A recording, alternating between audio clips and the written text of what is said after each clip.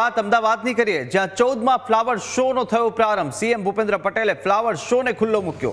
Riverfront event centre ખાતે flower શોનું આયોજન છે। 22 જાન્યુઆરી સુધી રિવરફ્રન્ટ ખાતે ફ્લાવર શો ચાલશે અને વિવિધ 6 થીમ પર ફ્લાવર શોનું આયોજન કરવામાં આવ્યું છે।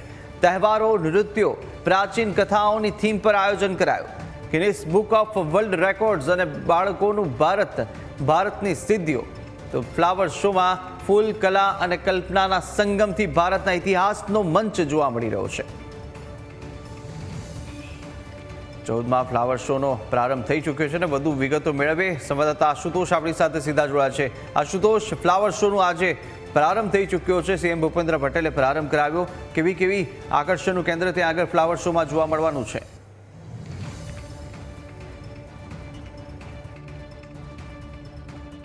જી કુશાગ્ર, ભૂપેન્દ્ર પટેલ મુખ્યમંત્રી હાલમાં જ ફ્લાવર શોનું લોકાર્પણ કર્યું છે અને હાલમાં પણ તેઓ વિવિધ થીમોની મુલાકાત જે છે તે લઈ રહ્યા છે અને હાલ ટૂંક સમય પહેલાં તેઓએ આ સ્કલ્પચર જે છે અહીંયા મૂકવામાં આવ્યું છે, જે નારી શક્તિને સમર્પિત કરવામાં આવ્યું છે, તેનું ઉદ્ઘાટન જે છે તે અહીંયા કરવામાં આવ્યું છે। સૌથી આકર્ષણનું કેન્દ્ર જે છે તે આ સ્કલ્પચર રહેવાનું છે, કારણ કે જે નારી શક્તિ છે તેને સન્માન માટે આ સ્કલ્પચર જે છે તે બનાવવામાં આવ્યું છે। સોનલ અંબાણી દ્વારા 15 ફૂટનું પિરામિડ જે છે તે સ્ટીલ સ્ટ્રક્ચર બનાવવામાં આવ્યું છે। ભૂપેન્દ્ર પટેલ દ્વારા ટૂંક સમય પહેલાં જ આનું ઉદ્ઘાટન જે છે તે કરવામાં આવ્યું છે।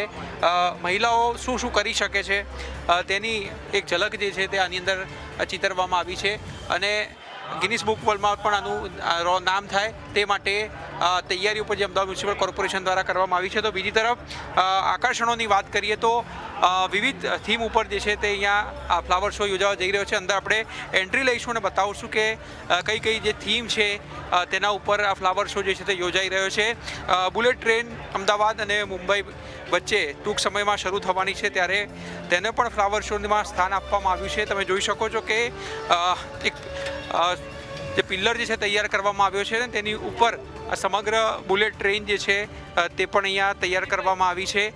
જોઈ શકાય છે કે અહીંયા આ બુલેટ ટ્રેન જે છે તેનું મૂકવામાં આવી છે, એટલે લોકોમાં આ આકર્ષણનું કેન્દ્ર જે છે તે બનવાની છે। તો બીજી તરફ ઓપરેશન સિંદૂરની વાત કરવામાં આવે તો ઓપરેશન સિંદૂરમાં જે રીતે ભારતે પાકિસ્તાનને ધૂળ ચટાતી હતી તેનો પણ અહીંયા સમાવેશ કરવામાં આવ્યો છે।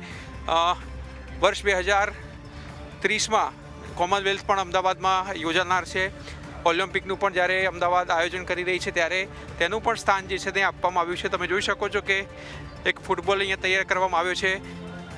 2020 વર્લ્ડ કપની ફાઇનલ પણ અમદાવાદમાં યોજાવાની છે, તેને પણ અહીંયા સ્થાન આપવામાં આવ્યું છે। ઓલિમ્પિક જે છે તેનું જે લોગો છે તે પણ અહીંયા તૈયાર કરવામાં આવ્યો છે, તેને પણ અહીંયા સ્થાન જે છે તે આપવામાં આવ્યું છે। એટલે સમજી શકાય છે કે વિવિધ થીમ જે છે તે તૈયાર કરવામાં આવી છે।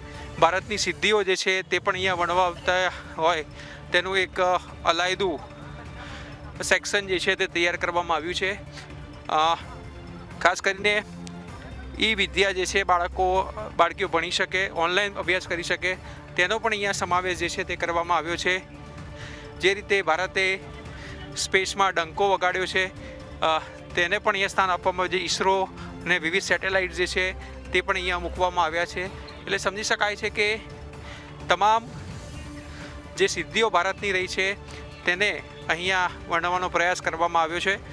સાથે સાથે વાત કરીએ તો સરદાર 150 સરદાર વલ્લભભાઈ પટેલની 150મી જન્મ જયંતિ છે, તેનું પણ મસ્ત મોટું જે કહી શકાય કે કટઆઉટ જે છે તે અહીંયા મૂકવામાં આવ્યું છે। સમગ્ર તેને પણ ફ્લાવરથી તૈયાર કરવામાં આવ્યું છે, એટલે સૌથી વધારે આકર્ષણનું કેન્દ્ર જે છે તે બનશે। ખુદ મુખ્યમંત્રીએ પણ અહીંયા ફોટો સેશન જે છે તે કર્યું છે। તમે જોઈ શકો છો કે કેટલું વિશાળ જે છે તે આ તૈયાર જે છે તે કરવામાં આવ્યું છે।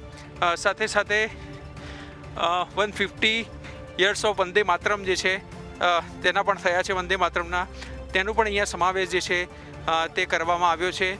એટલે આજથી આ ખુલ્લો મૂકવામાં આવ્યો છે ને 22મી તારીખ સુધી આ ફ્લાવર શો જે છે તે ખુલ્લો રહેશે। નાના બાળકોથી લઈને મોટેરાઓ તમામ વય જૂથના લોકોને કંઈકનું કંઈક જે છે તે અહીંયા મળી રહેવાનું છે। પ્રવાસીઓ જે આવ્યા છે તેમની સાથે પણ આપણે વાત કરવાનો પ્રયાસ કરશું, જાણશું કે તેઓને કે આ ફ્લાવર શો કેવો લાગ્યો, કારણ કે દર વર્ષે વિવિધ થીમ ઉપર આ ફ્લાવર શો જે છે તે તૈયાર કરવામાં આવતો હોય છે અને ભારતના જે તહેવારો છે, દિવાળી છે, નવરાત્રિ છે, પતંગોત્સવ છે તેને પણ અહીંયા અલાયદું સ્થાન જે છે તે આપવામાં આવ્યું છે. તમે જોઈ શકો છો કે મોટી સંખ્યામાં ટુરિસ્ટો જે છે તે પણ અહીંયા આવવાના શરૂ થઈ ચૂક્યા છે અને ફોટો સેશન જે છે તે કરાવી રહ્યા છે. સરજી, ક્યાંથી આવ્યા છો? અમદાવાદથી જ. કેવું લાગ્યું? અમેઝિંગ. એટલે એમાં તો કોઈ જ કહેવાનું નથી. આ સરદાર પટેલ સાહેબનું 150 યરનું જે એમને ફ્રેશ ફ્લાવર્સનું જે કર્યું છે કાર્ય, amazing, just out of the world. As per international standard પ્રમાણે હોય ને એટલું સરસ બનાવેલું છે. તમને સૌથી વધારે શું ગમ્યું? ભારતના તહેવારો પણ છે, ભારતની સિદ્ધિઓ પણ છે. ભાંગડાનું સરસ એ લોકોએ પ્રતિબિંબ બનાવ્યું છે, પછી આપણા ગરબાનું છે, પછી ભરતનાટ્યમ છે, એટલે બધા જ અલગ અલગ આપણા રાજ્યોનું સંકુલ બધું ભેગું અહીંયા એક સરસ રીતે કરેલું છે એ લોકોએ. તો સંકુલ દેખ. મેડમ, કેવું લાગ્યું? બહુ જ સરસ છે સાહેબ. તમને શું સૌથી વધારે આકર્ષિત લાગ્યું આમાં? બધું જ સરસ છે. સૌથી વધારે તો આનો જે આખું કમળનું બનાવ્યું છે ડ્રોન વ્યૂમાં, એ બહુ સરસ છે અને સરદારભાઈનું પણ સરસ છે. તો જોઈ શકાય છે કે અમદાવાદથી રહીશો છે તે પણ આવી રહ્યા છે. સરજી, કેવું લાગ્યું? બહુ ફાઇન, બહુ, અને કંઈ જવાબ જ નથી. એવું જ મસ્ત બનાવી છે, બહુ સરસ. સૌથી સારું થીમ છે ફૂટબોલનો આપી છે, ક્રિકેટ આપી છે, ગણેશજી, રામજી, એવું બધી બહુ મસ્ત, બહુ સરસ છે. મજા આવે બહુ. સૌથી આકર્ષણનું તમને શું લાગ્યું? મને આકર્ષણ સૌથી એવું લાગ્યું કે થીમમાં ફૂટબોલનું છે, ક્રિકેટ, ચોપડી વાંચીએ છીએ કે અમને બધા ઓકેનું.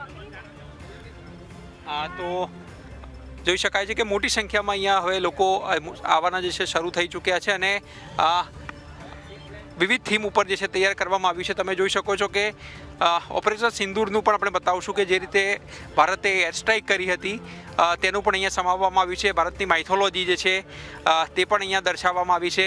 વડાપ્રધાન નરેન્દ્ર મોદી, અમિત શાહ અને ભૂપેન્દ્ર પટેલ નું પણ જે છે તે એક સ્ટેચ્યુ જે છે તે અહીંયા એમના સ્કલ્પચર અહીંયા મૂકવામાં આવ્યા છે. એટલે તમામ રીતે વિવિધ થીમ ઉપર જે છે તે આને તૈયાર કરવામાં આવ્યું છે અને 22 તારીખ સુધી આ શરૂ રહેશે. ખાસ કરીને નવી ટેકનોલોજી પણ જે છે અહીંયા લાવવામાં આવી છે જેથી કરીને આ જે પ્લાન્ટ જે છે તે કરમાય નહીં તેની પણ વ્યવસ્થા જે છે તે અમદાવાદ મ્યુનિસિપલ કોર્પોરેશન દ્વારા કરવામાં આવી છે. જી આશુતોષ, માહિતી સાથે જોડાવા બદલ આભાર.